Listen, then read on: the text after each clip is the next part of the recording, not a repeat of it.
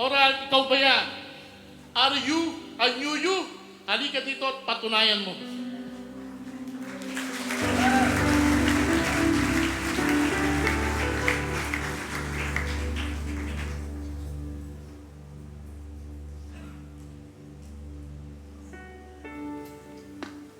Ito na. Kanta mo muna tayo.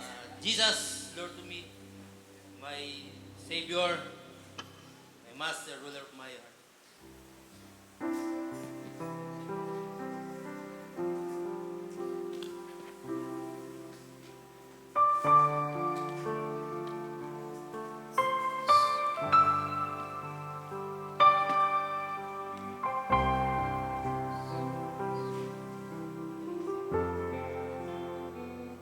If I had seen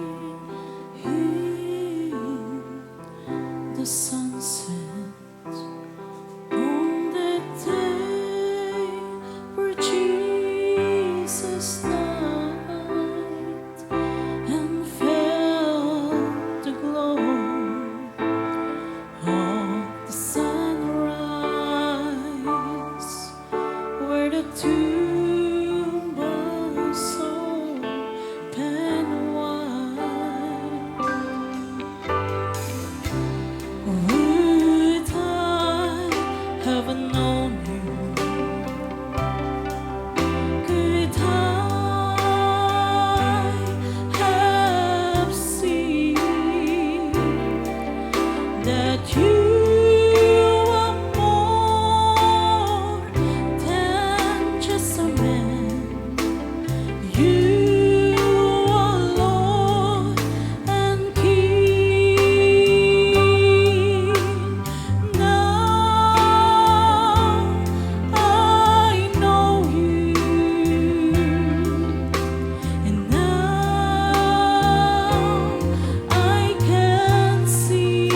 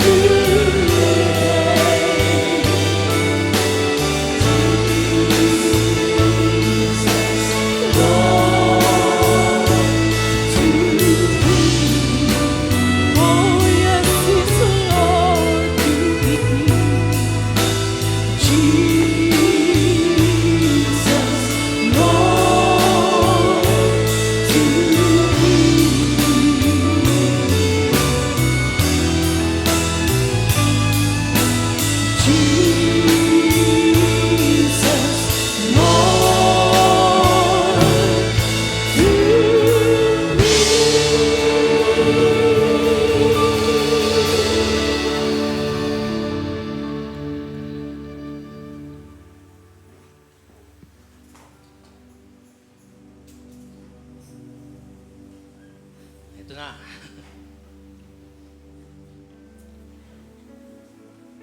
Maring yung iba po sa inyo, may mga nabalitaan na sa akin noon nung buhay pa ang daddy at ang auntie. Ito na, malalaman niyo na lahat. Wala po akong inilihim dito dahil ayokong malihim lahat ng ginawa ko. Nandiyan si Sim. Papagalitan ako ni Sim pagka nilihim ko to. Tingin ko ako lang po yung papatotoo ng gantong katindi ang pangyayari sa buhay. Kung si Aris po at si Bebe, ang kalooban ay makatulong sa church, ako po, puro kahihiyan at problema ang naidulot po sa ministeryo.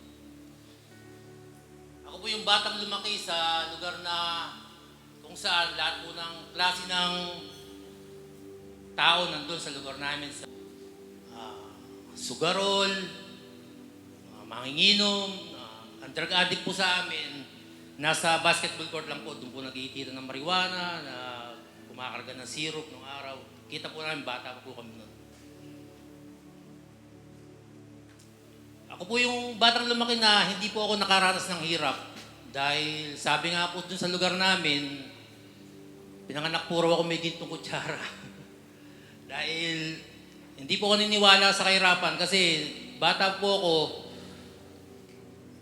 nakita ko po sa side ng Villa Mayor, mayor po ang kapatid po ng Atang, mayor ng Amuno. Tapos mga doktor, may-ari ng ospital. Kaya hindi po ako niniwala sa kahirapan talaga. February pa lang po, tinawagan na po ako ni Bebe na sabi, papatotoo ng araw po ako. Sabi ko, teka lang kasi pwede ba mga 1 taon pa kasi bago lang ako na ano. Pero araw-araw po, parang ano ba yun, conviction ba tawag dun sa parang magpatotoo ka na kasi pag di ka nagpatotoo, babalik ka yan, sigurado. Kaya tumawag po ako kay Bebe, sabi ko, Be, sige, sa mahal na araw, magpapatotoo ako. Tapos, kachat ko naman si Hana, sabi niya, Uncle Oral, tama-tama, yung patotoo mo, April buwan niya na kinuha ng Panginoon ng daddy mo, sabi gano'n. Kaya yun, naisip ko kung ano, kaya, ayun, schedule nga ako ng Friday daw, Passover.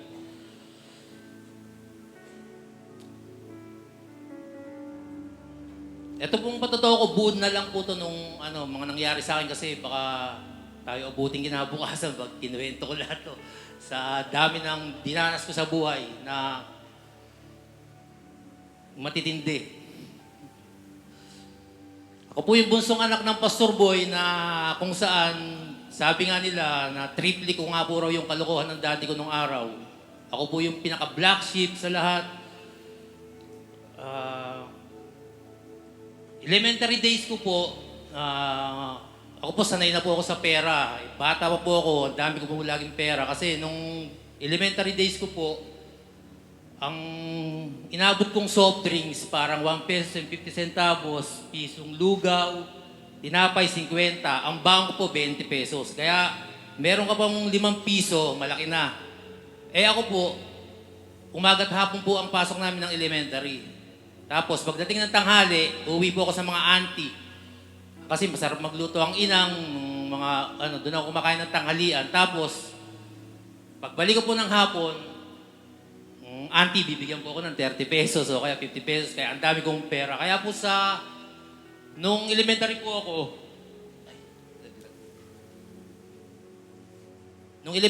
ako, meron po akong tiga-bit-bit ng bag na kaklase ko, binabayaran ko po yun. Tapos may tiga-sulat din po ako, binabayaran ko rin po yun. Ganun po ako nung elementary.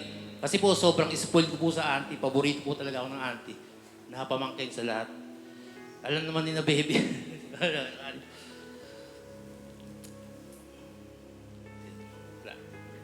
Kalimutan ko.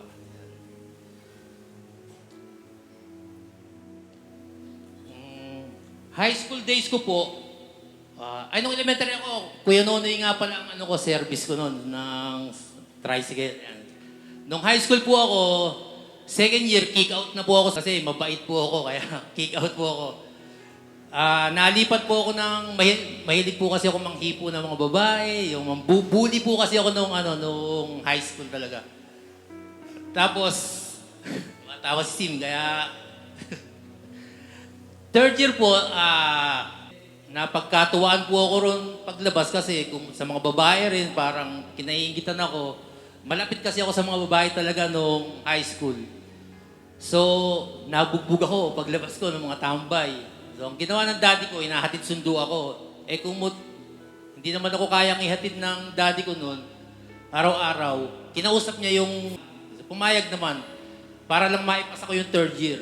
Special student ako ng third year. Ako lang yung estudyante. 1-on-1 kami ng teacher para lang ipasa ako. Kaya ayun, pumasa ako ng third year. Fourth year, tinanggap ulit ako. Kaya nung fourth year po, probation ako. Bawal akong mangganya. Bawal, basta bawal. Lahat sa akin. Kaya nagbait ako nung fourth year. Tapos, nung fourth year kasi kami, yung hindi sikat yung award na yung valedictorian, first honor. Ang pinagagawa na award nung fourth year kami, lalo na sa lalaki, yung Athlete of the Year. So ako yung naging Athlete of the Year kasi varsity ako sa basketball ng Angono Private. Lagi kaming champion. Tapos, nung JS prom namin, ako yung naging Mr. JS sa ng fourth year. Kaya sobrang sikat ko nung gumraduate. College days, si Recto. Tapos si Bolet Santiga enroll sa akin sa UE. Nung college ako, ang kasama ko, may dorm kasi ang Villa Mayor sa Espanya. May hanggang 4th floor, malaki yung dorm ng mga Villa Mayor doon. So kami ni na Bebe, magkakasama kami. Ako, si Bebe, si Nene, si Ruby. Si Bolet saka si Bolax, nakasama ko na lang po yan nung nagre-review na lang sila ng pagka-doktor sa medicine, kukuha na lang ng board exam yan. Doon ko lang sila nakasama. So ako nung college po ako, first year college, natuto na po akong magmariwana noon. Nagdadala po akong mariwana doon sa boarding house. Eh pag maliligo po ako, di magmamariwana po ako doon sa CR. Ang susunod po sa akin si Bebe. So pagpasok po ni Bebe, sisigaw po yan. Oral, naninigarilyo ka ba sa CR? Di tatawa naman po kami. Alam po niya yung ginagawa ko kasi mayroon din po lumaki yan. Kaya gano'n, alam niya yung mga katarantaduhan sa Villa Mayor. Tapos, kasama ko po sa kwarto yan. Ako po, visit na visit yan kasi umagang-umaga pa lang, nagbabasa na ng Bible yan, ang ingay-ingay. Kaya, ang ginawa ko po dyan, sabi ko, patay ka sa akin. Jadi, ginawa ko po dyan, dinala ko po yan sa beer house. Yung may mga nagsasayaw na ubot-ubad. Yun, dinala ko po yan. Alam niyo na, baby po yan. Dinala ko. So, doon, nabago po ang Ganon. Tapos, linggo, kada po hatid kami ng Uncle Boy tuwing linggo sa dorm. Pag alis po ng Uncle Boy, yayain ko na, biraos na tayo. Mag-beerhouse kami sa Avenida o kaya sa Cubao. Doon, mag-beerhouse kami. Tapos, kaya nangyayari po, Martes pa lang, ubus na pera ko, wala nang baon. Mangungutang na ako kay Bolets, no? Ganon. Si Bolets, ako tangang ko nung college ako. Sa UE ko rin po nakilala si Michelle. Pinakasal po kami agad ng daddy ko kasi nga po, unang kurso ko, engineering, naipasa ko lang, ROTC. Tapos, nag-ship po ako ng banking and finance. Ganun pa rin, ROTC pa rin ang naipasa ko lang. Tapos, ship na naman ako. Ganun pa rin. Kaya sabi sa akin ng daddy ko, hindi ka makatapos, mag-asawa ka na. Dahil gano'n, ayun, kaya po ako nag-asawa na. Naging mabuting asawa po sa akin si Michelle. Nabigyan kami ng 4 na anak. Si Katkat, si John Mark, si Kate at si Sim. Simula pa lang po ng pag-asawa namin ni Michelle, puro pagdurusan na po ang nangyari yan, nang naranasan niya. Sugal, babae. 26 years po yan, talagang puro pagdurusa dinana sa akin. Kaya siguro, sinukuan na talaga ako ni Michelle. Hindi ko na kukwento yung kay Michelle kasi buhay ko na lang nagkwento ko. Year 2003 po siguro, 2005, nang makagaliwan po ako galing US. Parang nakagiliwan po niya ako. Ako po ang pinaghawak niya nung farm niya ng mga manok. Parang farm manager. Tapos pagka po may Ako po ang pinadadala niya sa mga sabungan. Tapos pinauuna ko po yung mga pan-derby manok. Ako po nagdadala ng cheque sa kapera. Tapos, pagka po dumating ako ron sa kung saan probinsya po yung derby, parang VIP po ako ron kasi nga po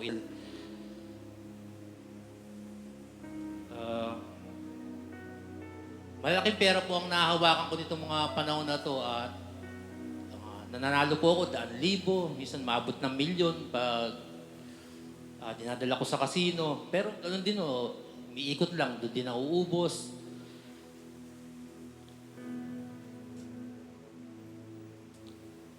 Hanggang ganun po, nagpatuloy po yung buhay ko na ganun. Tapos mga year 2007, may nakilala po akong babae na sa Japan po siya nakatira. Umuwi po ng Pilipinas. Itong babae na to, halos parang artista na kasi puro artista po kabarkada niya. Saka parang artista po ang itsura itong babae na to. Ang madalas nakilala ko po to sa casino, sa Metro Walk, dun po sa poker house ni Kaya po, yun ang mga barkada po niya, mga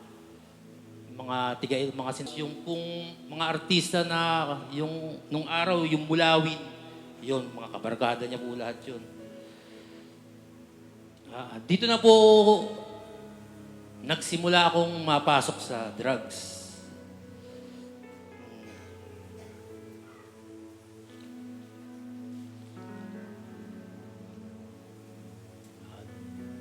Dito po napasok na po ako sa paggamit ng drugs, shabu, cocaine, yung ecstasy, hindi po gaano. Wala pong kaalam-alamang daddy ko, si Michelle, lalong-lalo na po si kaalam-alam yun, na napasok na po ako sa ganitong bisyo.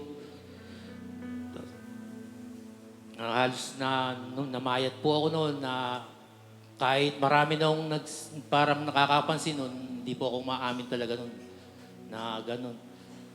Siguro may nakakabalita na rin sa inyo ng gano'n.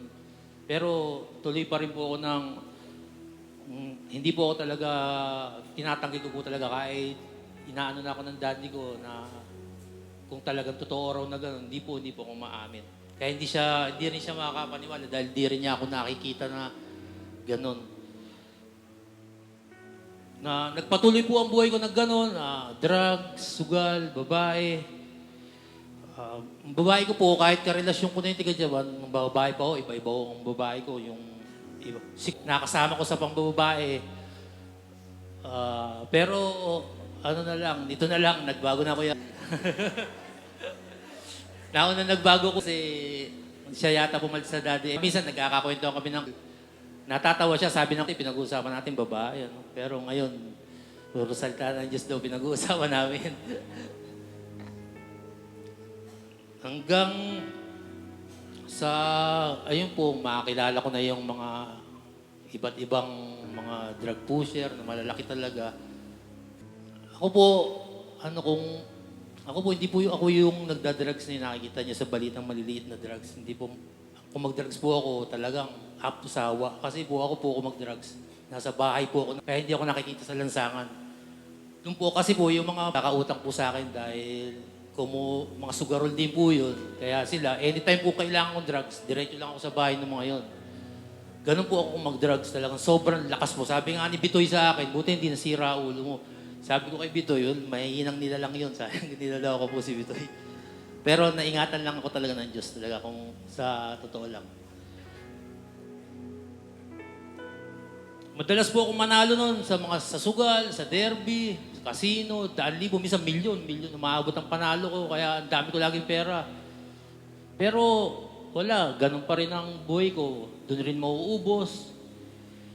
Tapos, ninanakawan ko daddy ko, nagsasanla ako ng mga sasakyan, alahas ng mga daddy ko, pati mami ko, kinukuha ko, tinasanla ko, binibenta ko.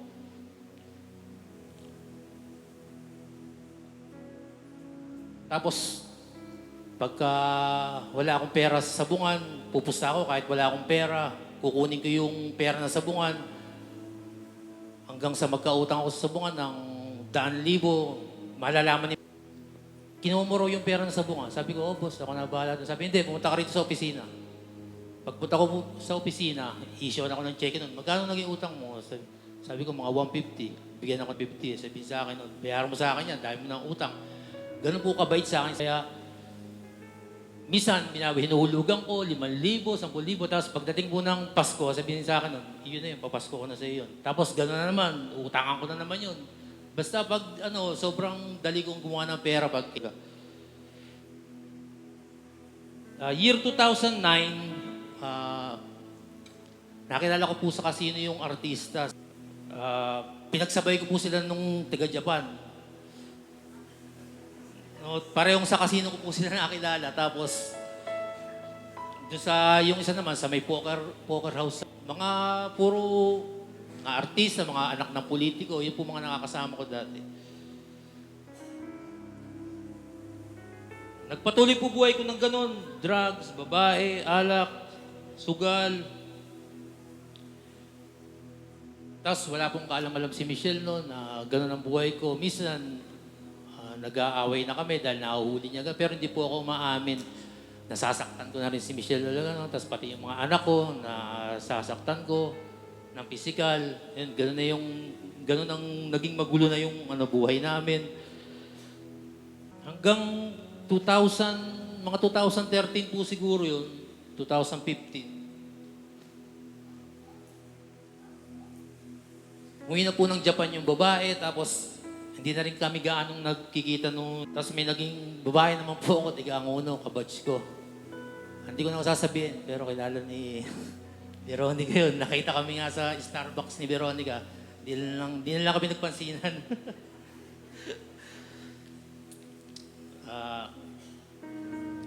Hanggang 2016 po, 2017, kainitan po.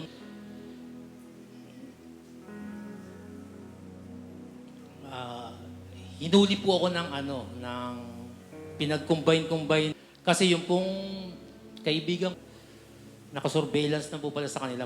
Lagi po ako nasa bahay nun kasi may utang po sa akin yun lagi. So ako po yung nakita nilang pumasok kasi po tatlong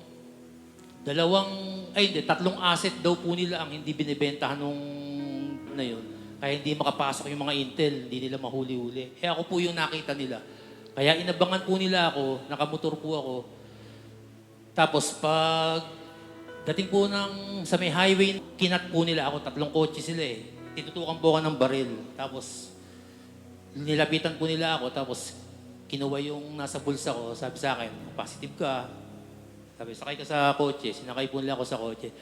Noon po, parang binuhusan ako ng ng talagang malamig na tubig kasi sabi ko, tapos na ako, wala na. Ito na yung katapusan ko. Kasi siyempre, malalaman na ng daddy ko, malalaman na ni pamilya ko, malalaman na ng lahat. Lalaman na yung ginagawa ko. So, ginawa po nila, inikot po nila dun sa masasakyan nila, pinasok po nila yung bahay. So, ang naiwan po sa kotse nun, kami dalawa lang, parang gano'n. Tapos, ginawa po niya, hiningi niya yung cellphone ko. Siguro titignan ko, may transaction pa ako sa drugs.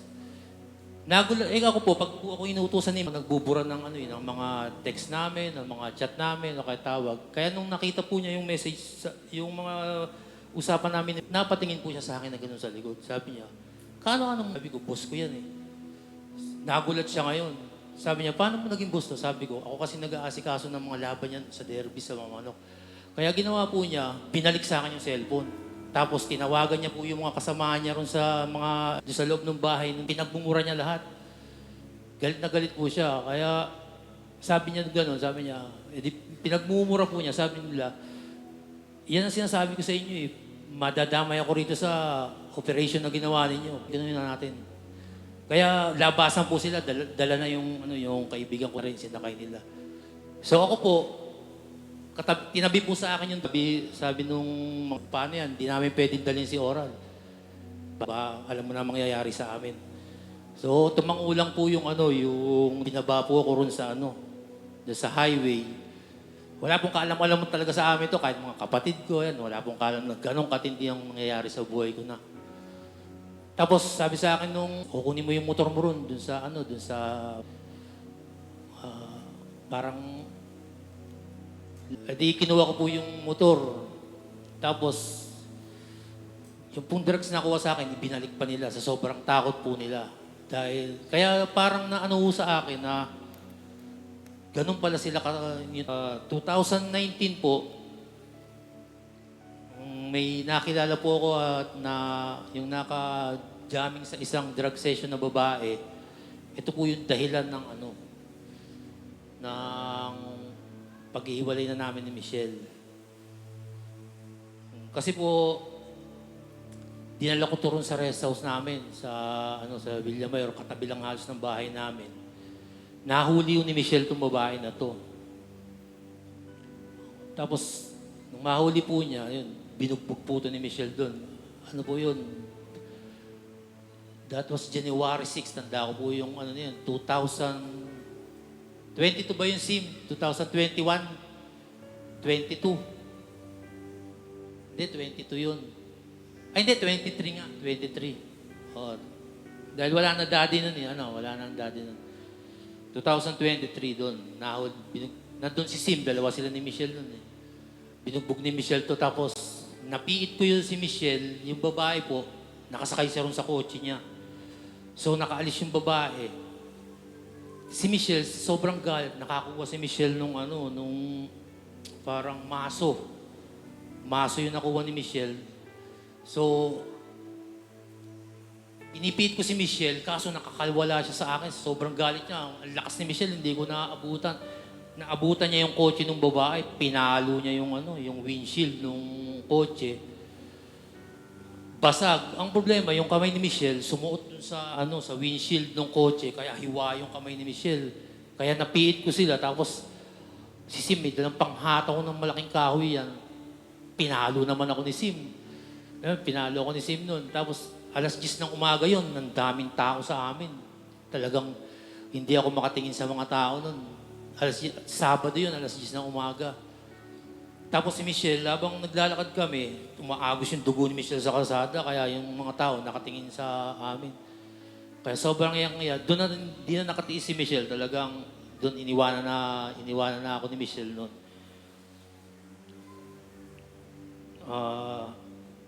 Doon, no choice ako, kundi pakisamahan yung babae.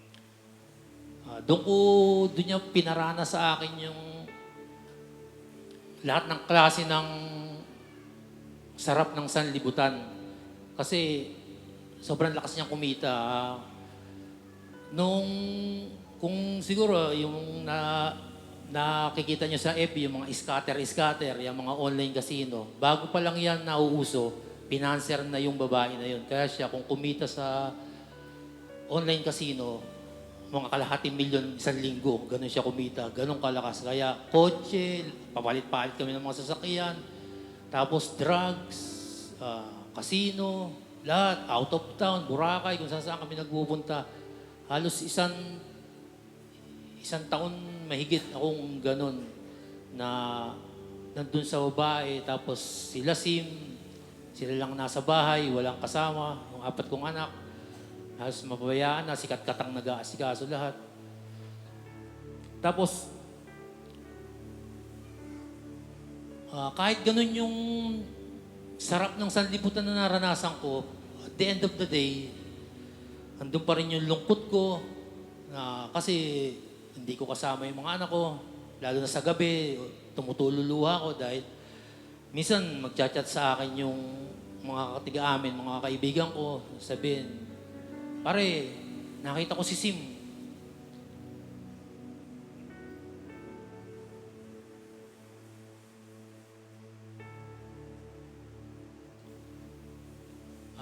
Alas 12 na ng gabi. Naglalakad pa parang wala sa sarili, nakatingala sa langit. Papuntang highway, papuntang uno. Tapos si Kate ganun din. Sabi sa akin nung kaibigan ko, pare nakita ko yung anak mo, si Kate. Naglalakad. Madaling araw na, papunta sa highway, parang wala sa sarili, nakatingala lang sa kalsada. Kaya, ayun, nagpasya ako umuwi nun. That was February 14, Valentine's 2024. umuwi ako nun.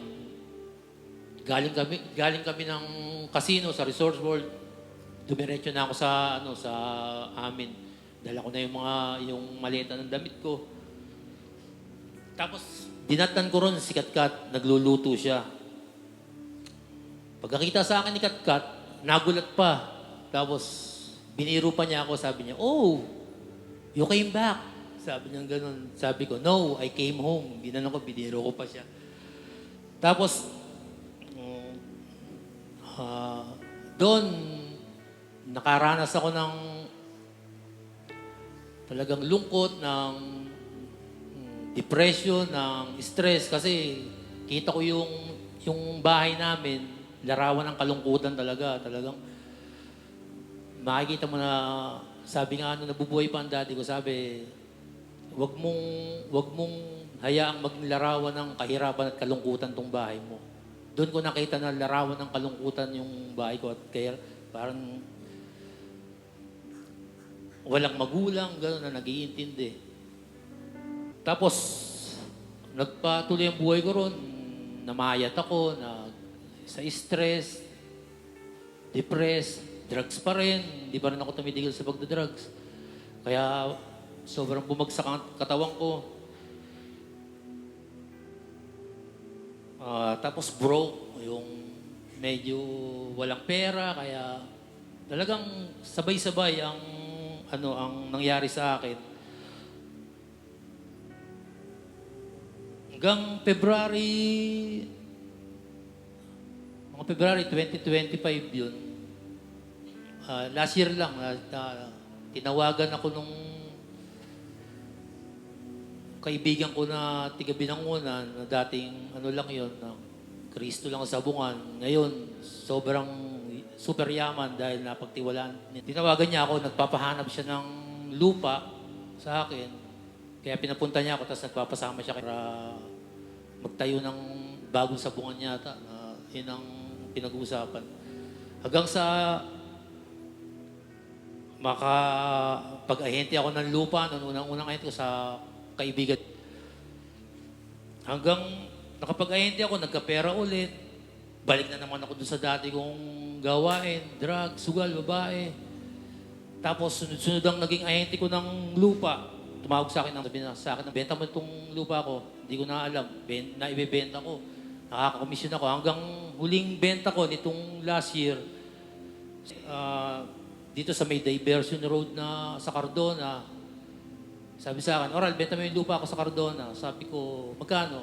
Sabi niya, "Benta mo 4 million, pwede na." Naibenta ko ng mga 5 point something, basta 1 million may ang naging ang naging komisyon ko ron. Pero may binigyan din akong tiga Cardona. Kaya, gano'n na naman ang buhay ko. Parang happy-go-lucky na naman, drugs, babae, sugal. Doon umiikot ang routine ng buhay ko. Pagkagising ko sa umaga, kakain, magda-drugs. Tanghali, pagkakain ko, magda-drugs na naman. Parang everyday routine ng buhay ko yung drugs.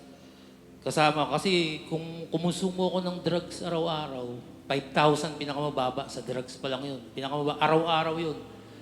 Pinakamababa kung konsumo sa drugs yan, 5,000 araw-araw. Tapos, pwera pa yung ginagastos ko sa babae, sa sugal, sa pagkakasino.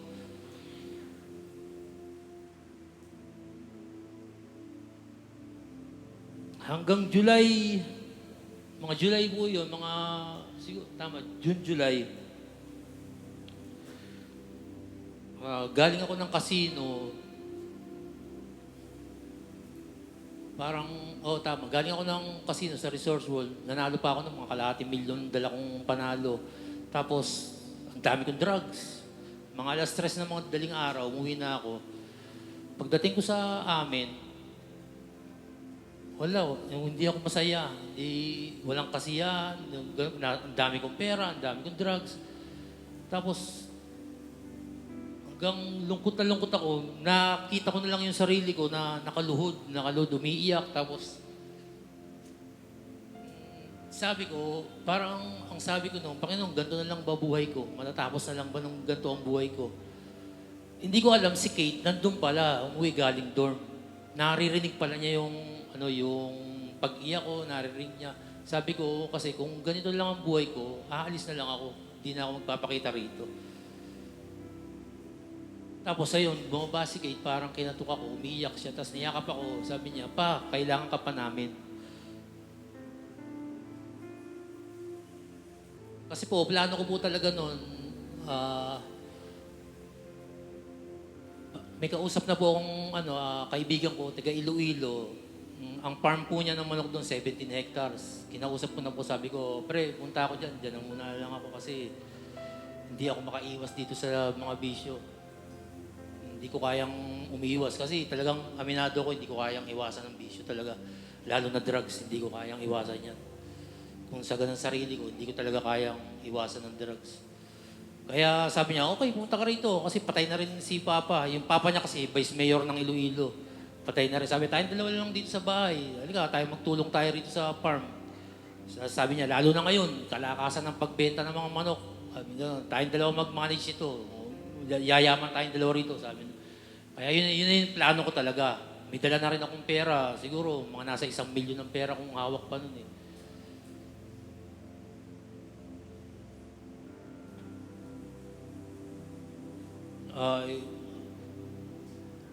Yun na yung buong desisyon ko talaga nung kasi sabi ko, matibay ako sa Iloilo kasi yung tatay niya ron, dating ganun din, namit po ng Diyos para po maingatan ako kasi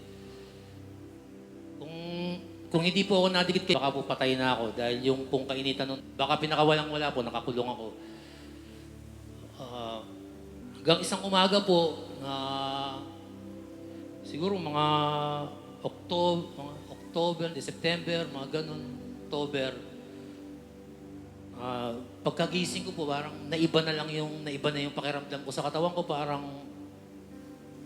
yung ayoko na po ng bisyo, yung nasusuklam na ako sa mga nakakasama ko.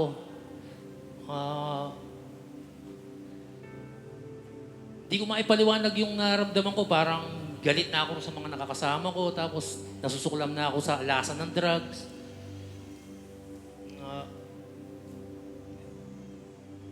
Siguro, hindi pinayagan talaga ng Diyos na umalis ako na iwanan ko na naman yung mga anak ko. Hindi talaga pumayag ang Diyos. Kasi kung talagang hindi ko kasi kaya baguhin ang sarili ko eh. Hindi siguro talaga pinayagan ng Diyos na magkaganon. Siguro tumalab na yung mga dalangin ng mga anak ko, dalangin nyo na baguhin ako. Na siguro, sabi ng daddy at ng auntie sa langit, Panginoon, huwag mong kalimutan si Oral. Yun, siguro, kaya nagkaganto na ako na gano'n na yung naramdaman ko. Kasi sa ganang akin, aminado ko, hindi ko kayang iwasan talaga yung drugs. Hindi ko talaga kayang tanggalin yan sa sarili ko. Naikikwento ko nga kay Lito, minsan. Kasi kahit sama ako ng sama sa mga crusade, attend ako ng attend, lulong na lulong ako sa drugs talaga. Ayun, naikikwento ko kay Lito yun talaga. Pagka sa Quezon ko naikwento sa kanya, nasa Real Quezon tayo. Buhay pa ang auntie. Ako pinagdadrive ng auntie. Kaya po yung nangyari po nun, yung everyday routine ko po ng buhay ko na kain, drugs, kakain naman drugs, parang napalitan po na na parang nagsimula po akong mag-jogging, mag-gym. Tapos paggabi po, pag yung nasa bahay na po ako, nasa kwarto, may application po kasi sa cellphone ng Bible. May application ako sa cellphone ko ng Bible na yung siya yung nagbabasa na, siya yung nagbabasa, yung may sounds na yung Bible, pinapakinggan ko ng pinapakinggan yun kahit hindi ko naiintindihan. Basta tuloy-tuloy lang yung basa niya hanggang sa makatulog ako. Ganun, araw-araw, ganun yung ginawa ko hanggang yung mga nagyaya sa akin, naiwasan ko. Hanggang sila na yung umiwas sa akin dahil nakita nila na ayoko na, sila na yung nahihiya na magyaya. Ganun yung ginawa ng Diyos na na parang para makaiwas ako dahil hindi ko talaga kayang iwasan eh. Minsan magchat-chat sa akin, papakita yung drugs. Tira tayo. Wala, hindi ko na sinisin yung mga ganun. Parang pinatabang na ng Diyos talaga yung sarili ko sa ganung bisyo, inalis na talaga. Talagang, kaya sabi ko, hindi pala totoo itong rehab. Kapag ka pala Diyos yung mag-aalis, isang iglap, aalisin niya kagad yung bisyo na ganun. Kasi nakikita ko, hindi raw kaya bastang alisin yun. Pero sa akin, bigla-bigla, isang iglap, parang ayaw ko na eh. Parang, mantalang dati, grabe, lulong na lulong talaga ako. Sobra ako kung gumamit ng drugs. Napakalakas ko mag-drugs. Sa totoo lang, sobrang lakas. Kaya namamangha ako sa nangyayari sa akin, sa buhay ko.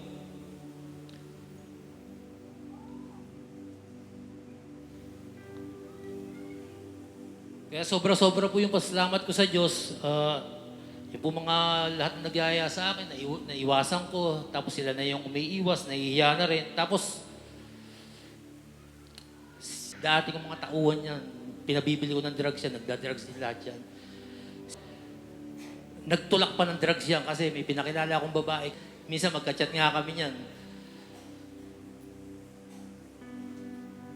Pagka may mga nakikita-kita kami ng mga kabatch ko nung high school na isa-share ko itong nangyari sa akin. Maging sila nagugulat dahil alam nila kung gaano ako demonyo. Alam nila yung yung nangyari sa akin eh. Pero hindi ko kinikwento para maniwala dahil daddy ko nga 35 years bago may naniwala sa kanya mga tiga-angono na totoo yung Diyos na tumawag sa kanya. Eh ako, bago pa lang ako nag-share sa kanila kaya napapangangalang talaga sila sa naikikwento ko ngayon.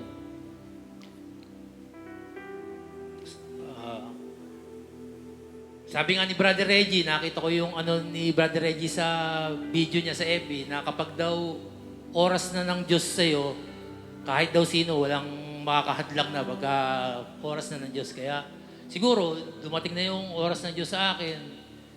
Kahit naisip ko, sobrang late na, pero wala naman. Ito talaga siguro yung oras ng Diyos sa akin.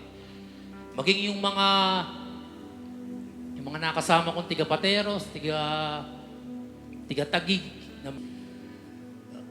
na pagka nag-chat kami, sabi nga sa akin, mas masarap palang mag-serve sa Diyos kaysa mag-serve ng drugs. Yun, sabi gano'n. Nagkakakwentuhan kami, kaya nagkakatawanan kami. Dagdag ko na rin tong ito dapat sasabihin ko nung Grand Crusade. Tungkol to sa daddy ko, sa auntie, tapos sa ministeryo ng Maranatha. Kasi pag may mga crusade tayong nangyayari, ang auntie tatawag kagad sa akin. Oral, ikaw magdadrive. Ako naman, oo kagad kasi sigurado pera. Alam ko. Dahil ang auntie talaga, laging, sabi nga ng daddy ko sa akin, in-spoil ka kasi ng auntie mo sa pera, kaya ganyan ka, kasi talaga sobrang spoil ko sa auntie sa pera talaga. Tapos pagka naman darating na yung week ng crusade, ako yung magdadrive sa daddy, kaya dobling pera binibigay sa akin ng auntie. So pagka tapos naman ng crusade, diretso ako sa sabungan nun, dahil ang dami kong pera eh. Sa sabungan kasi, sa sabungan ng Anguno, yung mga tiga-Anguno kasi, ito yung naranasan ko sa mga tiga-Anguno. Ang tiga-Anguno po kasi, puro mga pilosopo, mga asar, talagang yung, may tawag dun, yung manunuya, yung tutuyain ka, yung ganun yung mga tiga-Anguno, lalo na sa loob ng sabungan. Ang sabungan po, ang mga kabarkada ko dyan, yung mga kabarkada ng daddy ko, matatanda na. Yung mga kilala sa Angunong mga loko-loko. Kaya,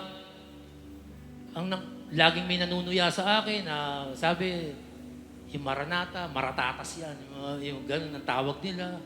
Tapos, pastor, basta talagang halos naghahamon ako ng suntukan sa loob ng sabungan. Pag ganun, yung sobra galit ko na sa pang-aasar sa akin. Hanggang siguro mga 2008, 2009, ang sabungan pa ng Anguno nun, nasa yung SM. Wala pa yung SM, yan yung lumang sabungan. That was November 21, 2009 siguro, 2008. Tanda ko yun eh. Town Fiesta Derby ng Anguno yun. So nandun ako sa sabungan nun, hindi pa nagsisimula yung yung derby nun. So kakwentuhan ko yung mga kaibigan ng daddy ko. Yan, sina Armando Bularin, yung mga loko-loko sa Anguno yun.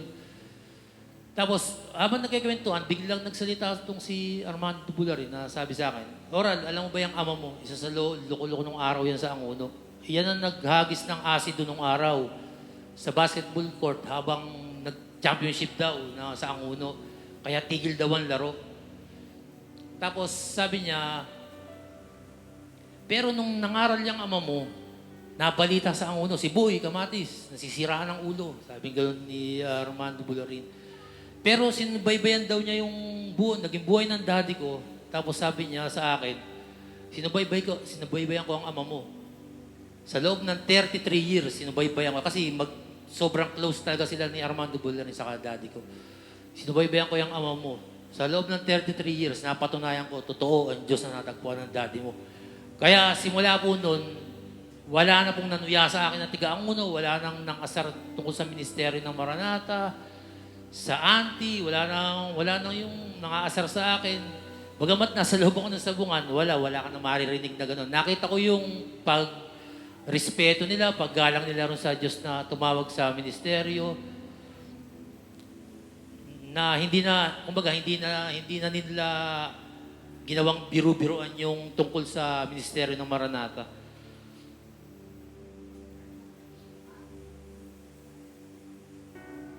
Kaya ngayon ko po naunawaan yung laging sinasabi sa akin ng auntie na nung nabubuhay pa po ang auntie, pagka kabilang po, araw ng linggo, yung nasa loob ang auntie, tapos ako kasi nasa loob lang ako lagi, hindi naman ako uupo sa ganyan. Makaabutan ko ang auntie. Sasabihin po sa akin ng auntie lagi nun. Wala na po ang daddy ko nun. Auntie na lang ang sabihin sa akin nun. Basta oral, dito ka.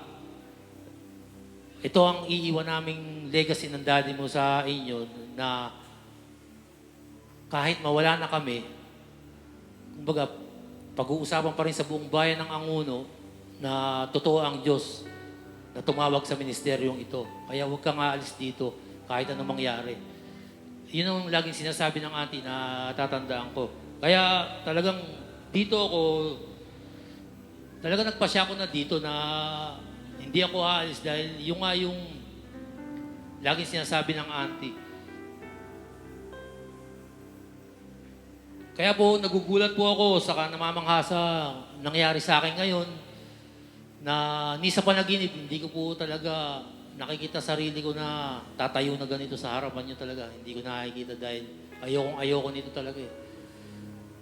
Tapos yung bisyo ko talagang hindi ko kayang tanggalin yun. Sa ganang akin, hindi ko kayang tanggalin talaga. Kaya hindi ko alam kung paano nangyari. Nagugulat talaga ako.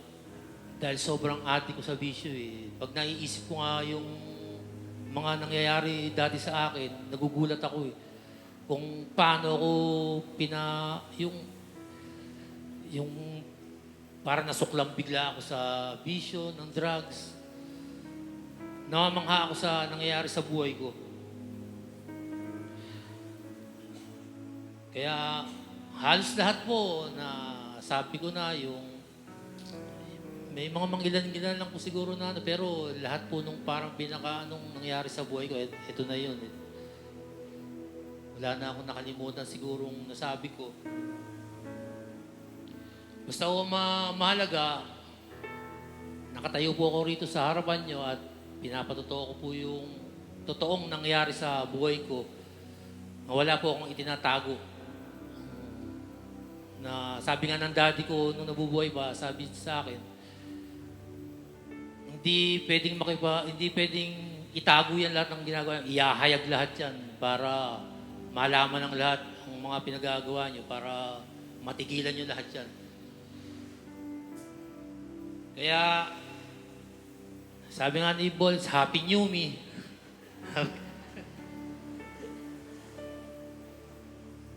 At hindi na po talaga ako yung dating oral, sa totoo lang.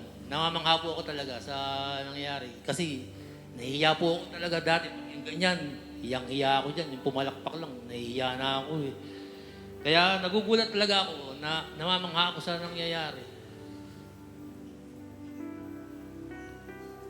Sabi nga doon sa Isaiah 1:80 na kahit daw po ganong katingkad sa pula ang kasalanan ng tao, kaya raw po paputiin ng Diyos na parang niebe, na parang balahibo ng tupa. At saka, nabasa ko lang naman yun sa 1 Samuel 16, verse 7, na hindi raw po tumitingin ng Diyos sa panlabas na anyo ng tao. So, sabi ko, kahit naging drug addict ako, nakita siguro ng Diyos yung puso ko. Sa puso ko, tumitingin daw ang Diyos. Kaya, kasi sobrang, ang kulang na lang sa akin, makulong yun. Kaya mapatay, makapatay. Yun lang ang hindi ko nagagawa pero lahat nagawa ko po talaga. At sobra-sobra po yung nagawa ko sa talaga. Lagpas-lagpas na talaga. Kaya, no turning back po. Patuloy akong susunod sa Panginoon, maglilingkod. Pero hindi po ako magpapastor. Ayoko ko magpastor. Di ba? Sa likod mo lang ako, bullets. Sana nga po noon pa, nagkaganto na ako para nakasama ko ng daddy ko, ng auntie na nagpupuri sa Panginoon. Pero alam ko po, masayang-masaya po sila ngayon sa langit. Tapos, sabi nga po, God's timing is perfect daw. Siguro ito yung timing ng Diyos. Kaya hinayaan niya mangyari lahat. Kaya to God be all the glory po.